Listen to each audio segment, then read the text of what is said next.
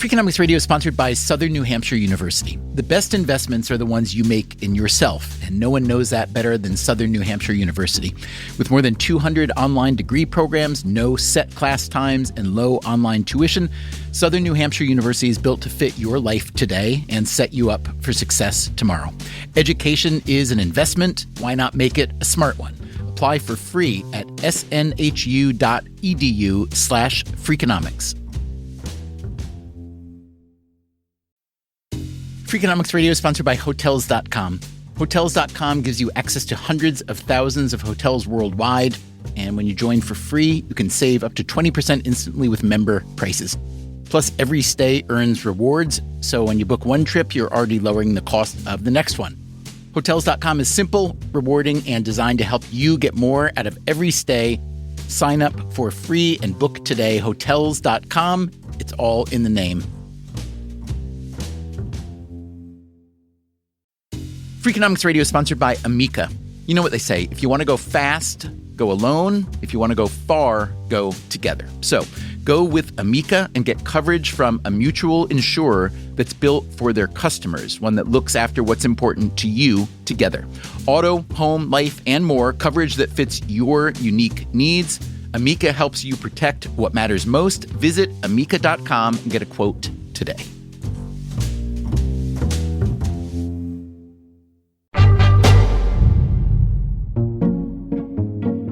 If you ever watch TV or use the internet, you've probably seen advertisements for products that are supposed to help your focus, improve your memory, and prevent the cognitive effects of aging.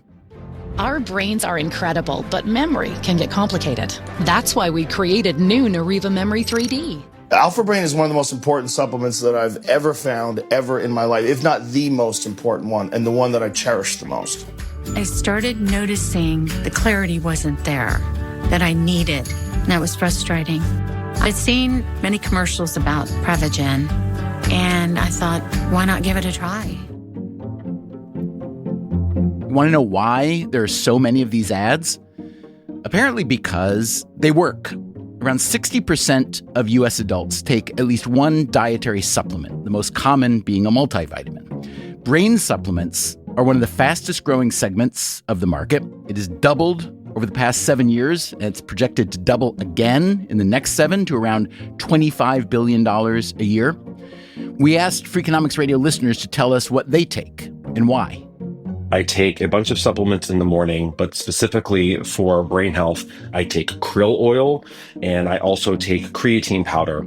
After listening to a parenting podcast, I started taking choline, which is for fetal brain development, but also adults can take it for memory. The one brain supplement I take is omega-3 fish oil. I take it once a day. Currently, I'm taking 20 to 25 grams of creatine a day for cognitive benefits. I take a good amount of fish oil every day. I take 3 tablespoons of MCT oil every day. My father-in-law is taking magnesium threonate. He has Parkinson's, and we're trying to retain some of his mental clarity. I've been taking NAC, that's short for N-acetylcysteine, off and on for several years.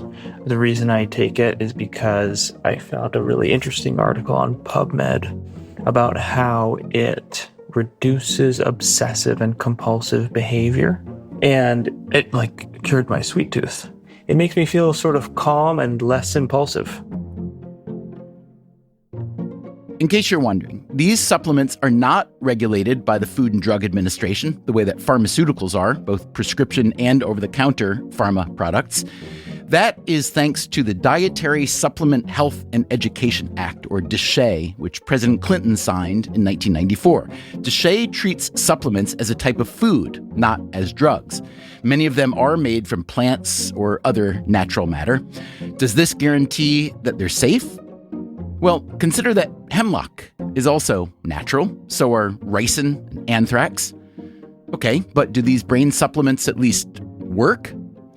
Today on the show, we kick off a month-long series we're calling the Freakonomics Radio Guide to Getting Better. We will start by trying to understand the brain supplement industry. You can imagine in an industry that has absolutely zero oversight and regulation, it's truly the Wild West. And we will look at the scientific evidence. For instance, on a scale of 0 to 10, how effective are brain supplements at preventing cognitive decline? I'm really struggling between 0 and 1. This is Your Brain on Supplements, and it starts now.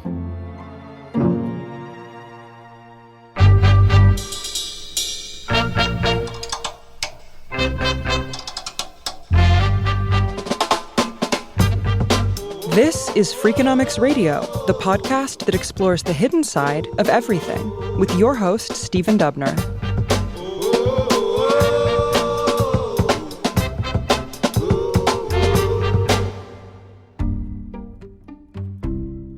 We're going to speak about supplements today with not one, not two, but three physicians.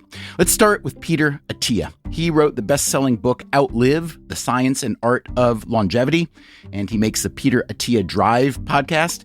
He did his medical training at Stanford and Johns Hopkins, and today he runs a high-end boutique medical practice. We have some patients, Stephen, that come into our practice, and I kid you not, they have a supplement list of, I've seen people come in with 100 items on their list. My practice is pretty small. I only see 75 patients. It's a virtual practice except for some of the evaluation we do at our facility in Austin, Texas, where we have people come out at least once a year for a 2-day expansive exercise testing. We're not providing primary care. We're really just applying this Medicine 3.0 playbook. I assume you're fairly expensive, yes? Yes. All right. Define Medicine 3.0 for me. I would define it as a type of medicine that focuses equally on the pursuit of lengthening life as it does on reducing the decline of health span, and also takes a more personalized approach based on all the best available evidence. The 5 main domains of Medicine 3.0, exercise, nutrition, sleep, emotional health, and exogenous molecules, assuming that exogenous molecules are at least close to equal importance of the others. How do you think about that category, not for yourself as a human or as an investor or as a podcaster, but as a physician particularly? It really depends on the situation. There are some people for whom the drugs and supplements or hormones really play a minor role. And then there are other scenarios whereby they're the difference between life and death. If a person has hypertension, high blood pressure that is otherwise just completely recalcitrant to the normal measures of weight loss and exercise, being able to use a drug to lower their blood pressure is going to have a dramatic impact on the risk of heart disease and stroke. And then for other people, you're going to get 90% of the lift out of the other 4 levers. I want to talk mostly about supplements, particularly brain supplements, or what are at least advertised as brain supplements. The supplement industry, and these measurements are all a little murky, but the supplement industry is now estimated to be at around $45 billion a year in the US. What do you make of that figure? My intuition is that the majority of that money would be just as well flushed down a toilet. Because why? I think at best, most supplements are unhelpful, and some of them are probably harmful, not because of malice, but just incompetence on the part of the people who are making them. Harmful on what dimensions and in what way? Like, is it a dosing issue? Is it a component issue of the supplements? I think there's 2 ways in which this can occur. The first is when an active ingredient is there, but it's in a much, much higher quantity than it should be. Obviously, you can have the opposite problem, which is equally likely or maybe more likely, where it's in a significantly lower level than what they're telling you, in which case it's just a homeopathic, useless treatment. But then, of course, you have the problem where impurities show up, most notably heavy metals. You think you're buying melatonin, and what you're getting is melatonin with lead or something like that. A recent Consumer Reports analysis of protein powders and shakes found that 2/3 of them contained more lead in a single serving than you should consume in a day, in some cases more than 10 times as much. How does this kind of contamination happen? There's no testing by the FDA of supplements before they arrive on store shelves. And that is Peter Cohen. He's a professor at Harvard Medical School and a physician at the Cambridge Health Alliance, where he also runs the Supplement Research Program. Science Magazine once described Cohen as a mix of Indiana Jones and Sherlock Holmes in the supplement world. He and his colleagues collaborate with research labs all over the world. There's been a lot of questions over the decades about the quality of products, in part because of studies like ours demonstrating that everything is not exactly as it might appear on the label. Cohen and his colleagues once found an unapproved amphetamine-like stimulant in several weight loss supplements, and they published their findings. One of the supplement makers sued Cohen for libel, claiming $200 million in damages. The case went to trial. The jury found in Cohen's favor, but the week-long trial, he later said, put my family through the ringer. If it strikes you as unfair, or at least unfortunate, that a scientific researcher finds himself in a situation like that, well, you may want to go back and listen to an episode we made a few months ago, number 647, about the degree to which the United States is a lawyerly society. Whenever there is money to be made, there will be lawyers to protect the moneymakers, and there is a lot of money being made in supplements.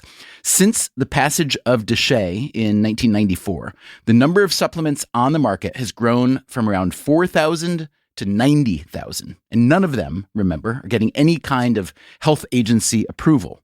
It's basically completely unpredictable what you're getting. There are some nonprofit organizations that review manufacturing practices and run some tests before supplements go to market, but these are not mandatory reviews. The manufacturer has to opt in, and the testing is limited. These groups are only looking at the chemical compounds found in the supplement and are not making any assessment of the health claims or structure function claims or you name it. I don't know of a single organization that's doing that in any sort of accurate way. Taking a look at the labels and saying, is this truthful or is this supported by solid science? If you had to say on a scale of 0 to 10, how reliable would you say that the claims, the medical nutritional claims about supplements in toto are?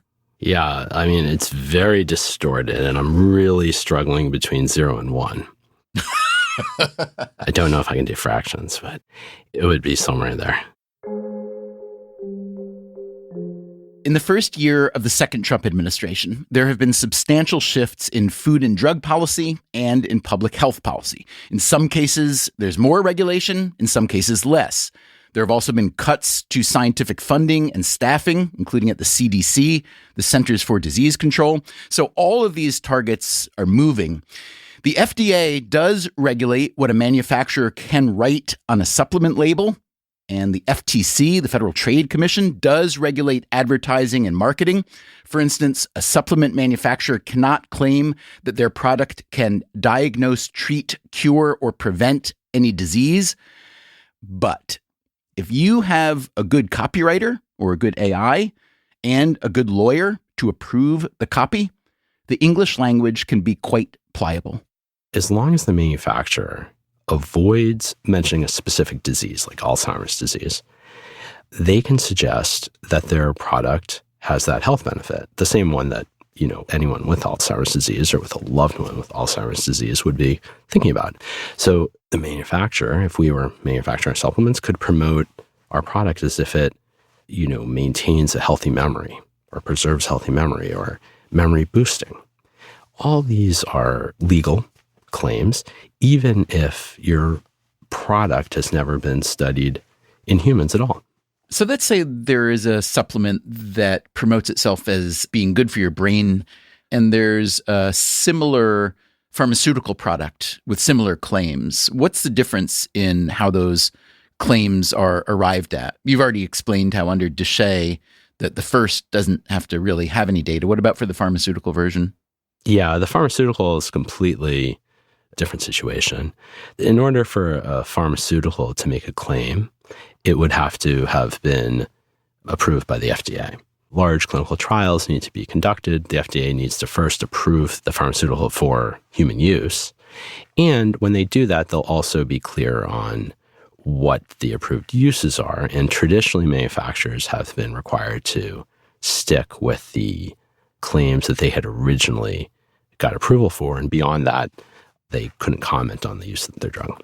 I'd like to ask you a very naive question, but why is it that we're a country that has, an FDA, Food and Drug Administration, and an FTC, Federal Trade Commission, and if I'm a pharmaceutical firm and I want to sell my drug, then I need to go through a long established standard, which, is problematic in many ways. We all know that. And there's a lot of advocacy for change in many directions there, but there is a standard.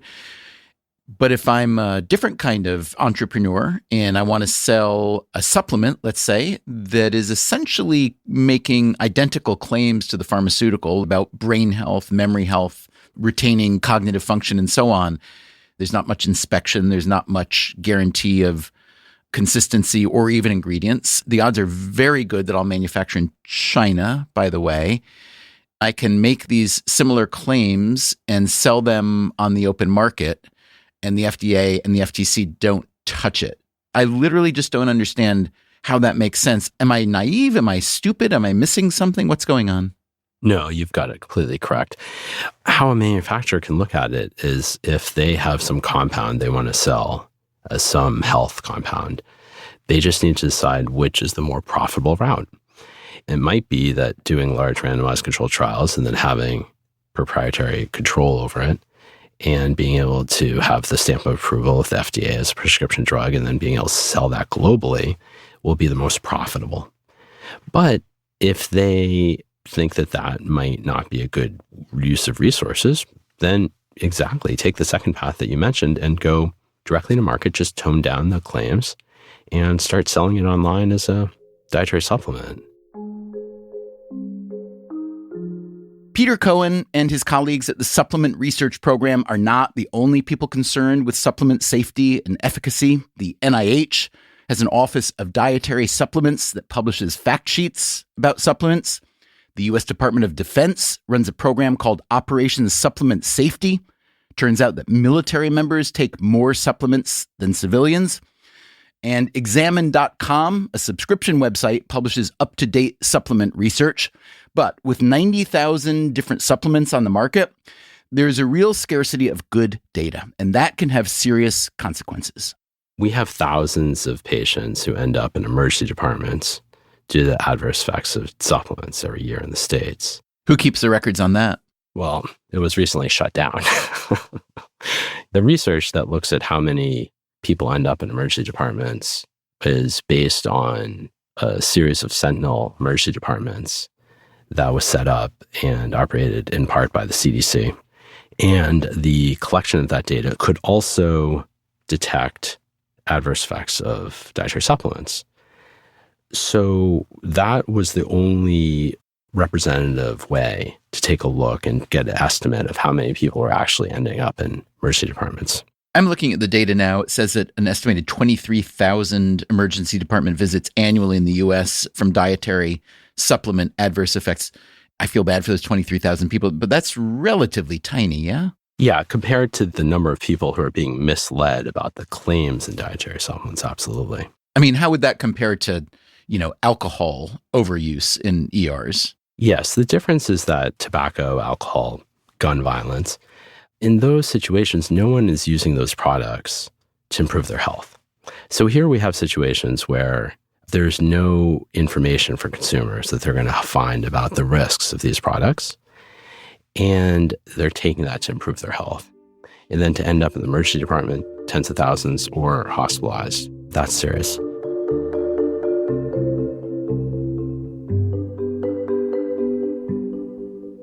So, hearing Peter Cohen talk about the problems with supplements, you might think that he is anti-supplement, but you'd be wrong.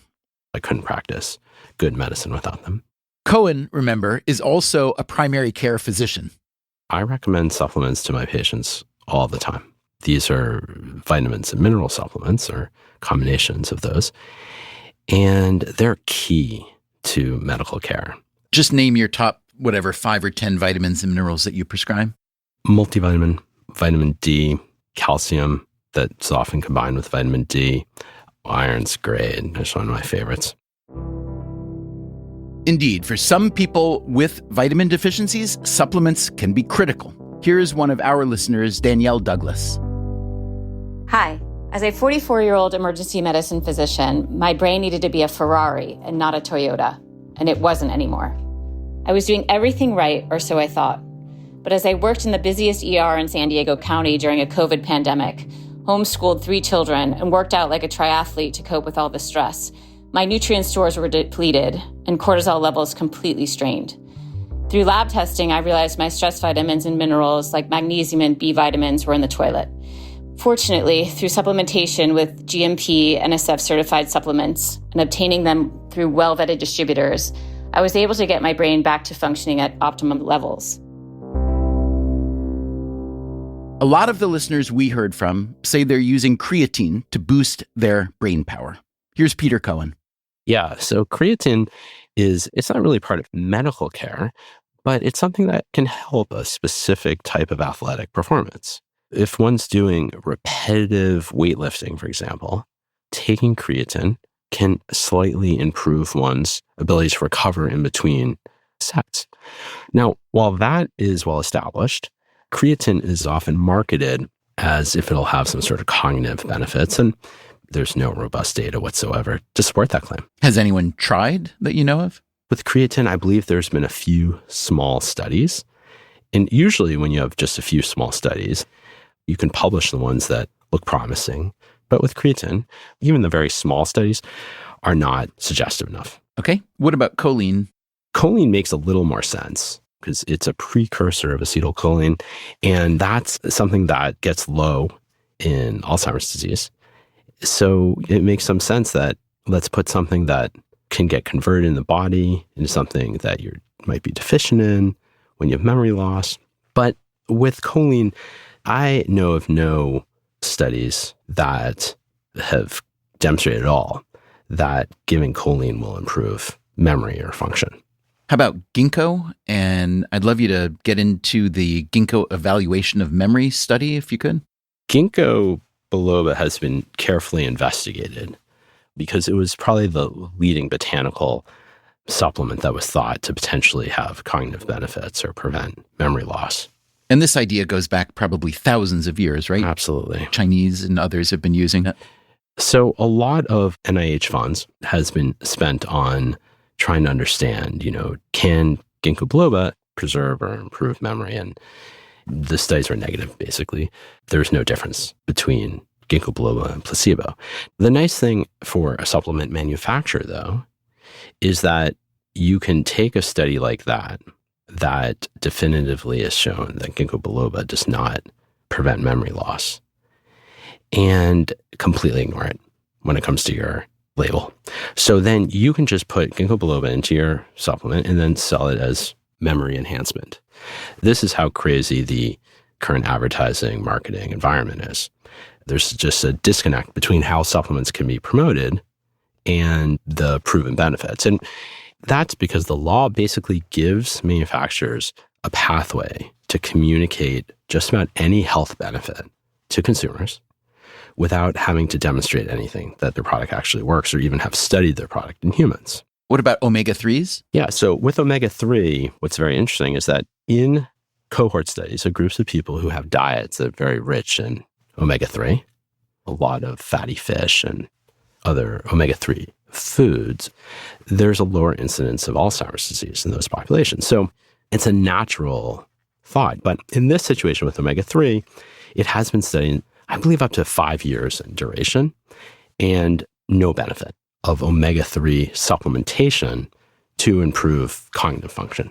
What does that say about the difference between ingesting an ingredient that's naturally occurring in a food versus a supplement version? Right.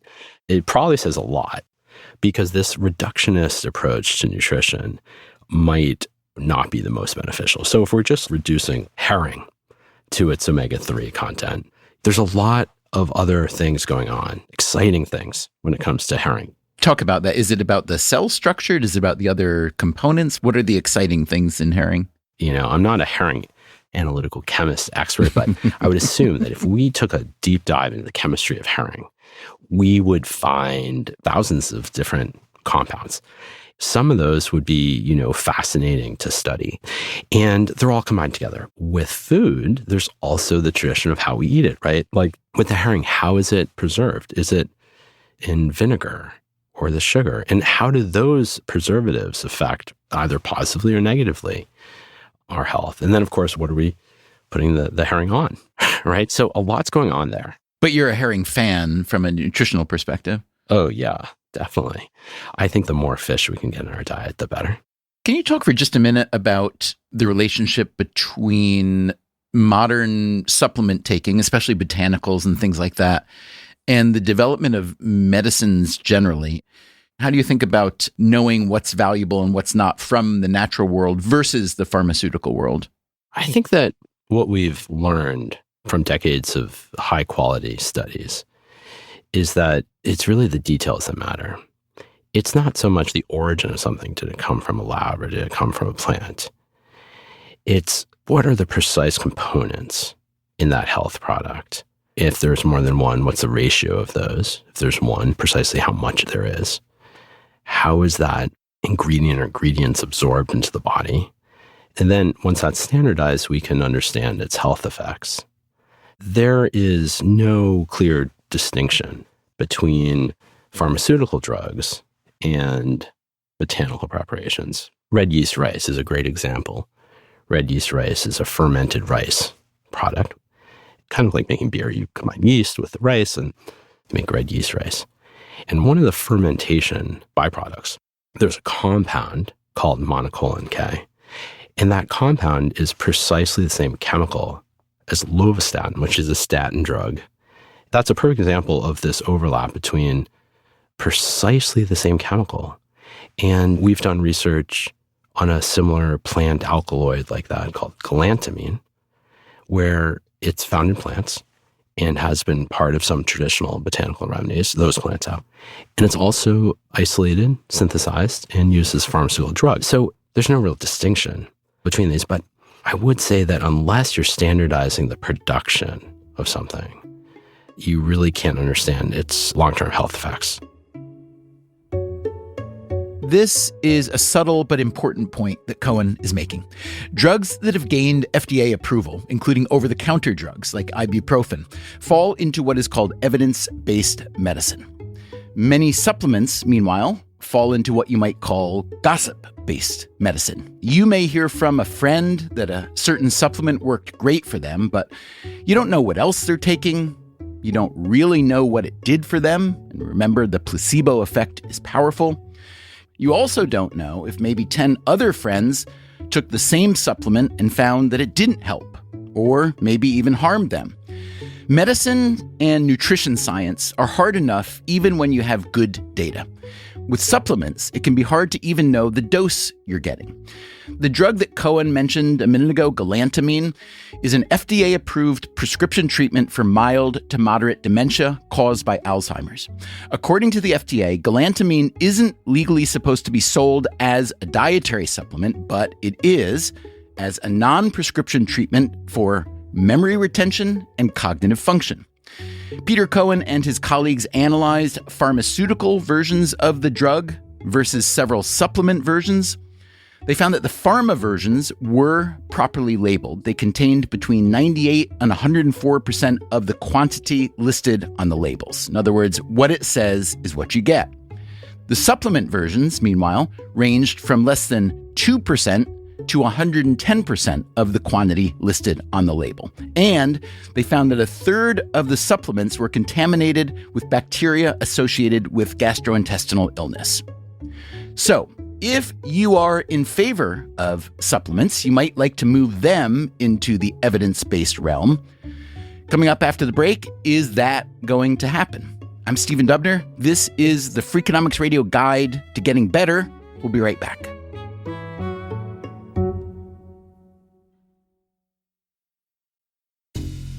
Freakonomics Radio is sponsored by Southern Company. The world and its energy needs are always changing. Southern Company's commitment to meeting this demand stays the same. That's because Southern Company believes energy is more than a utility, it's what powers possibilities. So they are looking ahead and investing $80 billion in infrastructure upgrades and are committed to fueling growth in ways that benefit all customers so that reliable and affordable energy is accessible for generations to come. Go to southerncompany.com to learn more. Southern Company, building the future of energy.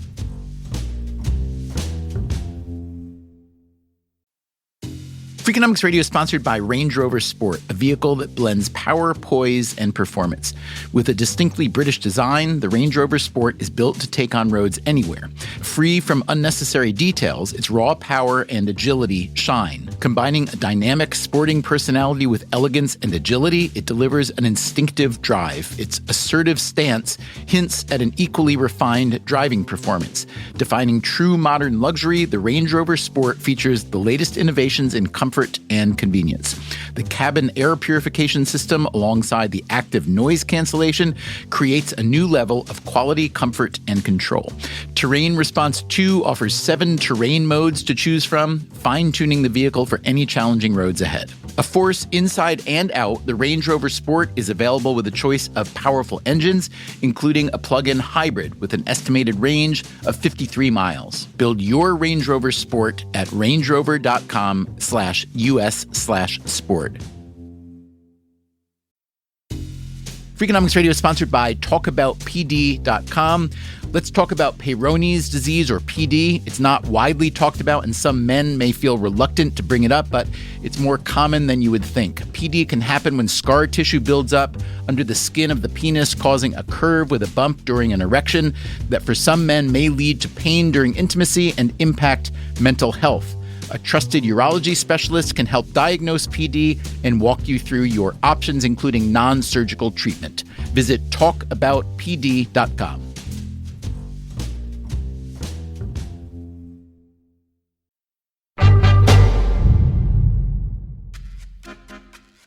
So, the physician Peter Cohen is skeptical of many dietary supplements, but he does use some in taking care of his patients. The physician Peter Attia is also skeptical, and he too makes room for exceptions. There are a handful of supplements that I take, and by extension, there are a handful of supplements that many of our patients take. Name them. I think for most people, magnesium is a really logical choice. There are different forms that you can take magnesium in. You can take it in a form that is really rapidly absorbed. You can take it in a form that is very slowly absorbed, and they actually achieve totally different things. And so we don't consider those mutually exclusive. There's also a form that is bound to another molecule that enables transfer across the blood-brain barrier. And there's reasonable, though, because it's only a supplement, it's not subject to the same level of testing, but there's reasonable evidence that it's got some protection in the brain and augments sleep. So you have 3 completely different types of magnesium, and I think there's benefit in all 3 of those. I think another supplement that makes sense for almost everybody is creatine monohydrate. There's physical advantages to that. There's cognitive advantages to that. Are they massive? No, they're not massive, but you always have to weigh the cost, both economic and risk, of taking something to the potential benefit. And so if you do it on an ROI basis, I actually think creatine makes a ton of sense. I would say those are probably the 2 closest supplements that I would put in the almost no-brainer camp. I would put EPA and DHA, which are the 2 omega-3 fatty acids found in fatty fish. Most people, maybe 90% of people, 80% of people, probably don't consume enough fatty fish to achieve the levels that we believe, and when I say we, I don't mean me personally, I mean the epidemiologists and people who study this, that we think produce the optimal levels of cardiovascular and brain health. And so for most people, myself included, taking a high quality EPA and DHA supplement is a great way to supplement the amount of fish we eat. Maybe another one I would throw in there is for jet lag. I think melatonin can be very helpful. I'm not a fan of it at all for daily use, because it does seem to downregulate endogenous production of melatonin. But when you're hopping, in my experience, more than 6 or 7 hours of a time zone, melatonin can be a wonderful tool to help reset circadian rhythm, along with another supplement that I only use during those periods, which is called phosphatidylserine. Phosphatidylserine suppresses cortisol output from the adrenal glands and also is just a fantastic tool when you're trying to go to bed. When you describe cognitive advantages to some of these supplements, how would you assess the evidence for those advantages compared to the evidence of some pharmaceutical, maybe it's a GLP-1 agonist that we hear a lot about these days. How does one body of evidence compare to the next? Oh, it's not even close, Stephen. The advantage that we would have when assessing the benefits of a GLP-1 agonist are so much more because the studies are so much larger. They're so much more robust. It's interesting that you brought up GLP-1s because everybody understands the efficacy that these drugs have when it comes to weight loss and type 2 diabetes. But there are all sorts of sub-analyses that are looking at other questions, right? How does this drug stack up in patients with heart failure? How does this drug stack up in patients with MCI or mild cognitive impairment? It is that indication of MCI that I think is the most interesting right now, because the jugular question is not, does a person who is obese, overweight, or have type 2 diabetes who takes this drug and therefore ameliorates those conditions, does that improve MCI? The answer is obviously yes, it does, because anything that takes weight off and improves insulin sensitivity improves cognitive function. The more important question, and the multi-billion-dollar question, is independent of the weight loss and the improving insulin sensitivity, do these things improve cognition? And if the answer to that is yes, we would elevate this drug from its current status into the pantheon of what we call geroprotective agents, right? Something that is actually targeting some of the fundamental metrics of aging and not doing it circuitously through weight loss or insulin sensitivity, all of which are important, but they're very distinct questions. What is your sense, based on what you've read and learned so far, about the mechanisms by which there's a cognitive boost to the GLP-1s? We actually recently did a podcast on this. About twice a year, we do a podcast called, what is it called? I think we call it Proven, Promising, Fuzzy Nonsense. Like, we basically take a bunch of drugs and supplements and run them through our framework and put them into 5 categories. So GLP-1s came out in that assessment as promising. And promising is a high bar for us. Like, we're sticklers. And where I landed on that, Stephen, was the data look pretty good at the moment, but the definitive study still hasn't been done. I don't see any evidence that a person with normal cognition, normal risk factors, insulin sensitive, and of normal weight would benefit from them. So if you were to think about comparing what is known on the market today as brain supplements or supplements that offer cognitive benefits of some kind, if you compare that whole kind of murky pool of supplements to the cognitive benefit effects of GLP-1s, how do you think about those two pools of treatments differently? So these are spoken about in very different circles. The discussion that you and I are having about GLP-1s is the discussion that's happening with physicians and scientists. And these are really interesting questions.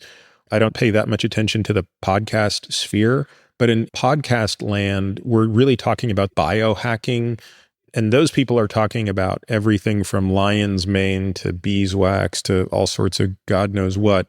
There's virtually no overlap in those discussions that I can see. I've spent a lot of time looking at both of these things. And from where I sit and have no bias because I couldn't care less, I'm just interested in what works. I think that there's potentially a signal there on the GLP-1 side. My intuition, though, is it is not a cognitive enhancer. It is something that prevents decline in the susceptible individual. So when we think about brain function and especially brain supplements, it seems to be mostly older people who are concerned about improving or stopping the loss of memory or maybe forestalling Alzheimer's and things like that. But as you're now talking about the relationship between cognitive function and physical function, I wonder if you can talk a bit about what's included in cognitive function as you see it, as a physician primarily. What's the relationship between cognitive function and mental health? What's the relationship between cognitive function, not just memory, but things like decision-making and so on? We think of cognitive function broadly in terms of executive function, which would include decision-making, memory, which is both short and long-term, and then there are lots of subtypes of memory, visual, spatial memory, et cetera, and then processing speed. Those are the 3 pillars of cognition, and they can all be measured. Unfortunately, we don't have great off-the-shelf ways to measure this. There aren't like amazing apps that do this, but a really good clinician who's well-versed in how to do cognitive testing can measure and assess your performance on those domains. we still have to accept the fact that as we age, our cognitive performance declines just as our physical performance does. So my VO2 max is getting lower by decade. My muscle mass, my strength, these are decreasing by decade. And so too is my cognitive performance. So then the question becomes, what can I do to offset that? What I really want people to understand is all the supplement stuff you're doing is a little bit of rearranging the deck chairs on the Titanic. You earn the right to worry about that stuff once you have the stuff that provides 90% of cognitive function taken care of. And that's going to come down to sleep, exercise, nutrition, intellectual and social engagement, and learning. These are the pillars of maintaining cognitive function. And if you never took a supplement for the rest of your life, but you adhered to maximizing your participation in those domains, you would be incredible. So you said that a lot of the spending on supplements is equivalent to flushing the money down the toilet. You, however, are an investor in a couple companies that make supplements, yes? Yes. These include Element and AG1, both of which are pretty well known. Walk me through those. Start with Element. Describe what it is and why you invest in it. And I assume that it's not in the category of supplements that you'd be better off flushing your money down the toilet, correct? Correct. So Element is a company that makes an electrolyte drink. It's effectively sodium chloride salt with flavoring. This was actually a topic I was never really interested in until 4 years ago when I had a couple of repeated bouts of lightheadedness, including one that resulted in a really significant face plant that required multiple stitches to a bunch of lacerations across my face. And when I got home, this happened while I was traveling, and my doctor took my blood pressure and sort of confirmed what I had always known, which is I had sort of low blood pressure. And it was exacerbated by things like traveling, or, for example, if I gave blood or if I was exercising a lot. The obvious solution to that is to hydrate more. And that got me really deep down the rabbit hole of hydration. I basically bought every product on the market. And the one that I liked, that I found palatable enough, was Element. I reached out to the founder of the company and made a small investment. And I want to be clear, I don't think there's anything magical about any electrolyte drink. What you're really trying to do is identify a way that you can easily deliver something on a frequent basis. And so what you're titrating towards is compliance at the lowest cost. If I were to drink more water and put more salt on my food, I could achieve a similar benefit. Yeah, so why not do that? It's just going to be much harder to be compliant than to take a little simple pack, throw it in my bottle every time I go to the gym, which is every day. And then what about AG1? Same thing. What is it? How'd you get involved in it? And what does it do for you? AG1 is effectively a slightly overkilled multivitamin that combines a whole bunch of nutrients that you would otherwise be getting if you're eating a great diet that's well balanced. So I think of it as kind of a belt and suspenders for me because, I don't know, maybe 4 days a week, Stephen, I can hit the metrics and I'm eating a really great diet. And on the days I don't, I'm totally fine overdoing it a little bit and making sure I have a little bit more. So how do you think about the difference between getting these ingredients or nutrients into your body via food versus via supplement? I think it entirely depends on which supplement we're talking about, and therefore it's case by case. For sodium, I don't think it matters if you're putting salt on your food versus consuming sodium in something else, provided you're not consuming a bunch of other junk with it. For the fruits and vegetables and the phytochemicals and things like that that you're trying to replace, I would say you are assuredly better off getting it in food because, by definition, if you're consuming it in food, you're getting a ton of fiber and you're getting water as well. And you can't replace the fiber in a supplement at nearly the same efficacy. If we were going to talk about protein, I would say the same thing. I think you're always better off getting your protein in food, but I'm sitting here supplementing protein with a protein shake or a protein bar most days because otherwise I'm just not going to hit my protein target. So the answer, I think, is it's usually better to achieve these things in food. And for some people, life is straightforward enough that they can always do that. My patients live in the real world, and despite their luxuries, even most of them have a hard time day in and day out hitting their targets. And I know that if my patients have to rely on supplementation here and there, probably most people do. One of the things I always tell somebody is, make sure anybody who's selling you anything has a really clear line of conflict disclosures around. You've mentioned a couple of things that I'm involved in, and my patients are very clear on where my conflicts are.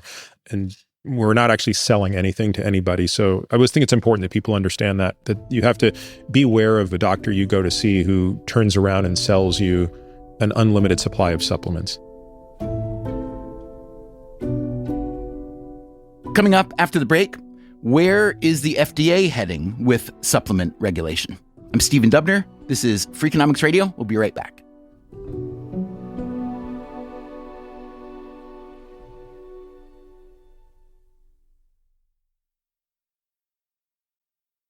Freakonomics Radio is sponsored by Figure. Did you know that 40% of homeowners own their home outright? If that's you, don't let your equity sit idle. Tap it with a home equity line of credit. Figure, the #1 non-bank HELOC lender in the U.S., helps tap equity you've built in your home so you can do things like tackle a renovation or pay down debt. HELOC is a line of credit secured by your home. You can draw what you need, repay, and draw again. Figure offers a 100% online application. Get approved in 5 minutes and funding in as few as 5 days. It's faster than a bank loan and cheaper than a personal loan. Check your rate today without impacting your credit at figure.com/Freakonomics. This post is sponsored by Figure, NMLS ID 1717824. Figure is an equal housing lender. For more information about their licensing, visit nmlsconsumeraccess.org. Figure's HELOC is subject to credit approval and terms apply. Freakonomics Radio is sponsored by Zip System. Zip System building enclosures are designed as one integrated roof and wall system that makes it faster and easier to create a tight, dry building enclosure. Instead of a mix and match approach, all components work together as one system, eliminating the need for house wrap and felt. Because they keep your build protected against weather starting from day one, that means fewer steps and less opportunities for delays. Explore their family of products and learn more at zipsystem.com. Freakonomics Radio is sponsored by LinkedIn Ads. Ever invested in something that didn't live up to the hype? Marketers know that feeling. They optimize for the numbers that look great, like impressions, but then they don't see revenue. LinkedIn has a word for that: bull spend. Instead, you can get the highest ROAS of major ad networks with LinkedIn. Cut the bull spend, advertise on LinkedIn. Spend $250 and get a $250 credit. Go to linkedin.com/Freakonomics. Terms apply.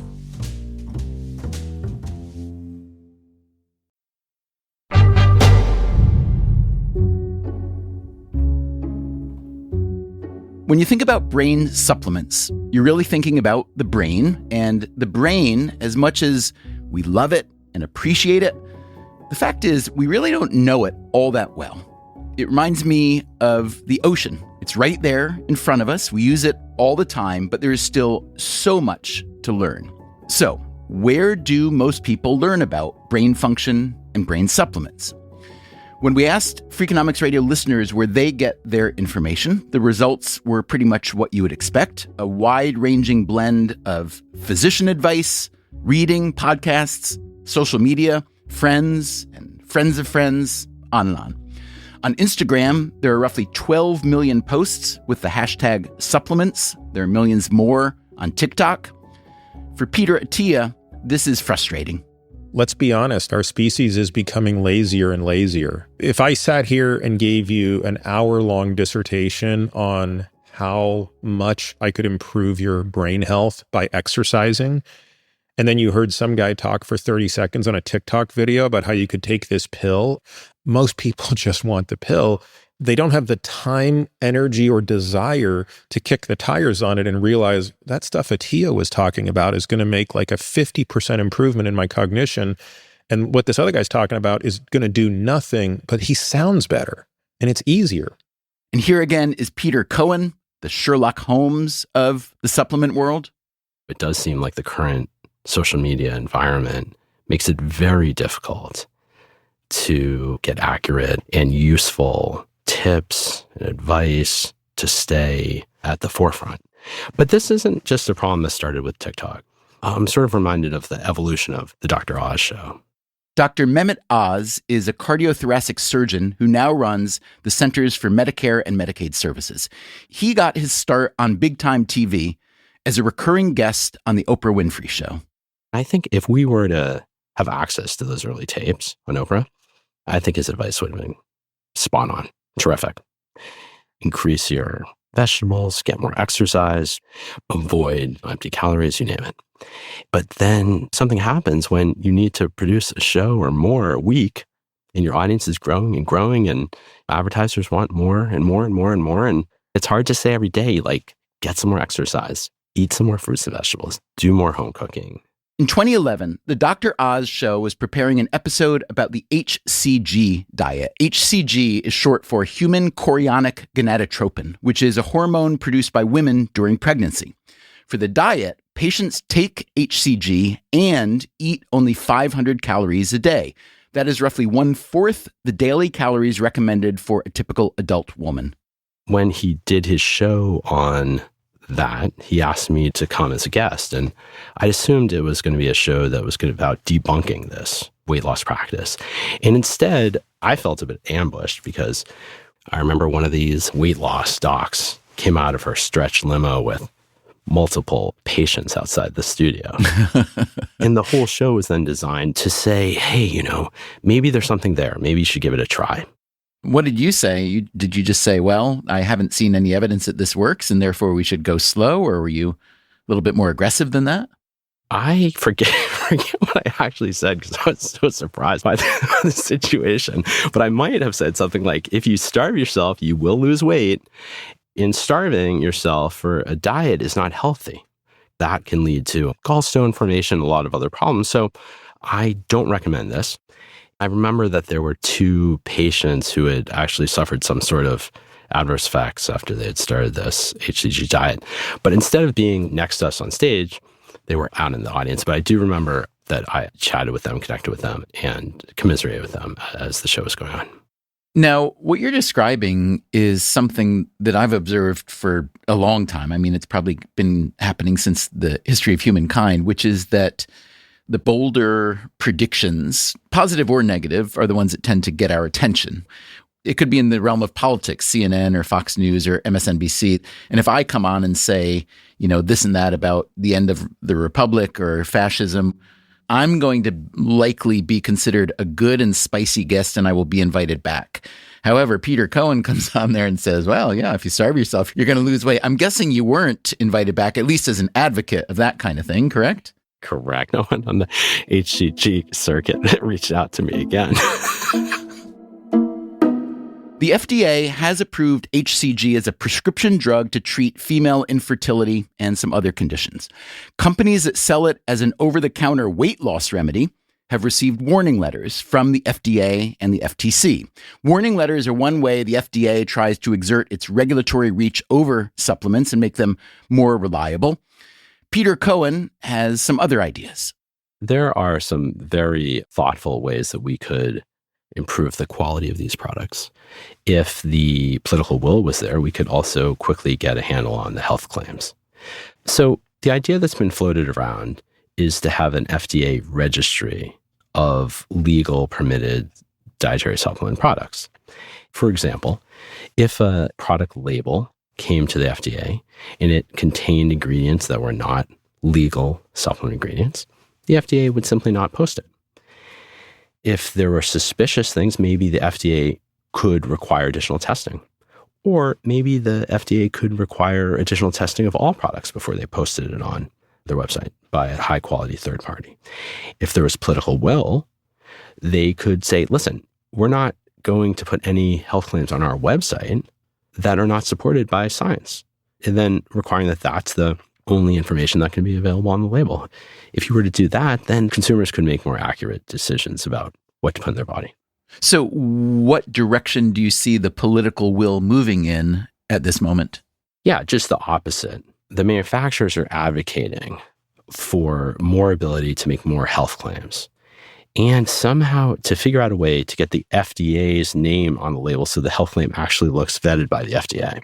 And how does that intersect with what you know about the worldview of Bobby Kennedy Jr.? That would be very consistent with my understanding of how he's, perceived supplements, as if this whole world of supplements is beneficial and the whole world of pharmaceuticals is poisoning us. And that's nonsense, since there's no real distinction between these two categories at all. Except a lower burden of proof in one case. Right, exactly. But on the other hand, what I've been hearing is that supplement manufacturers particularly have been chagrined by the lack of movement in that direction so far in the second Trump administration. Is it coming and we just haven't seen it yet, or is it maybe not coming? Well, I think part of the problem for the manufacturers to get excited is that they have had it so good for so many years. They've basically had a situation where the FDA has not been enforcing the minimal bits of the law that do exist, that they could go after some particularly hazardous products or they could go after adulterated products. And the FDA seems to be about choosing enforcement discretion, which is their way of saying we're just not going to enforce the law, for years. Is that really the FDA's position? To find out, we called up one last physician. Marty Makary, Commissioner of the FDA. Makary has been on Freakonomics Radio a few times in the past. He was a surgical director and health policy scholar at Johns Hopkins. He's also written a few books, including Blind Spots, When Medicine Gets It Wrong, and What It Means for Our Health. Running the FDA is his first job in government. I asked him now about a proposed change to what is called the GRAS standard, or generally recognized as safe, which applies to food and dietary supplements. Because remember, the FDA treats supplements as a category of food, not medicine. Yeah, we've announced that we are challenging the GRAS standard, which basically says food companies can put a new chemical in food if they generally recognize it as safe. And we're saying, look, guilty until proven innocent. You have to show us that something is safe if you want to add a newly engineered chemical into the U.S. food supply that children are going to eat. So the supplement market, it's really exploding, and it is remarkable to me how unregulated that industry is. I wonder what your position is on that and whether you think the FDA should be doing more. We have to look at all of it. We have to look at every aspect. Now, for example, we know that if you drink a can of soda, the caffeine can have a slight positive impact on your short-term memory. Now, are we going to crack down on a social media influencer who says, I drank this caffeinated drink to help me with my memory? We have to prioritize what is safeguarding the public versus what's simply cracking down for cracking down's sake. And so we've got to look at all of it and then come up with a priority list of where to start. It turns out that the FDA's priority list is pretty long. So next time on the show, we will cover as much of that as we can. The FDA today is not going to be an FDA in a receive-only mode. We're not going to be stingy librarians. We're going to go into the pipeline, find out what sounds promising, and bring that to the forefront. That's next time on the show, a full conversation with Commissioner Makary. Until then, take care of yourself. And if you can, someone else too. And if you found this episode useful or interesting, please tell a friend about Freakonomics Radio. That is the single best way to support our show. You can also leave a rating or review on your podcast app, and we can be reached at radio@freakonomics.com. Freakonomics Radio is produced by Stitcher and Renbud Radio. You can find our entire archive on any podcast app, also at freakonomics.com, where we publish transcripts and show notes. This episode was produced by Alina Kullman, with help from Dalvin Abuaji, and edited by Gabriel Roth. It was mixed by Jasmine Klinger with help from Jeremy Johnston. We also had recording help from Bill Pollack. Special thanks to all our listeners who shared their firsthand supplement experience. The Freakonomics Radio Network staff also includes Augusta Chapman, Eleanor Osborne, Ellen Frankman, Elsa Hernandez, Ilaria Montenacourt, Teo Jacobs, and Zach Lipinski. Our theme song is Mr. Fortune by the Hitchhikers, and our composer is Luis Guerra. So wait a minute, you're saying the New York Times asked you for nutrition tips. You said make your own chicken stock and granola, and they just cut the granola part. Nope, they cut both. They said, we want you to stick to the area that your expertise on. What's your supplement tip? But the reason they said that was because they didn't like my granola tip.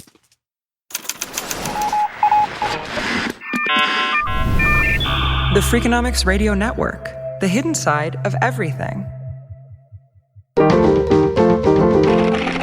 Stitcher.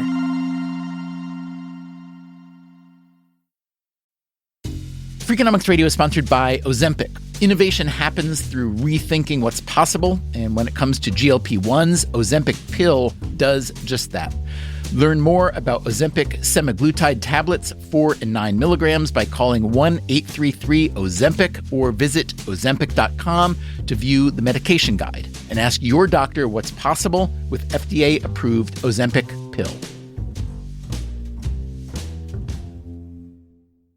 Welcome back to Should I Get It Delivered? Contestant, you're out of food and your meds, but are too tired to get up. Do you A, pout, B, beg your roommate, or C, get Walmart to deliver it all same day? Same day? Who knew? Gonna go with C, Walmart. That is correct. Walmart offers same-day delivery for prescriptions, groceries, and more. I love not leaving my couch. Walmart. Who knew? Subject to availability, restrictions, medication exclusions, and fees apply. Everyone's talking about protein lately, but how do you actually get enough of it? Muscle Milk. Muscle Milk has a great tasting new formula with no artificial sweeteners, flavors, or added colors. It's high-quality, complete protein designed to support healthy muscles with fewer ingredients than the previous formula and 26 to 42 grams of protein for when you're stuck in meetings or need a post-workout recovery. Available in chocolate, vanilla cream, cookies and cream, and strawberries and cream. Try the new great tasting Muscle Milk today. Available in stores nationwide. Muscle Milk. Protein for all.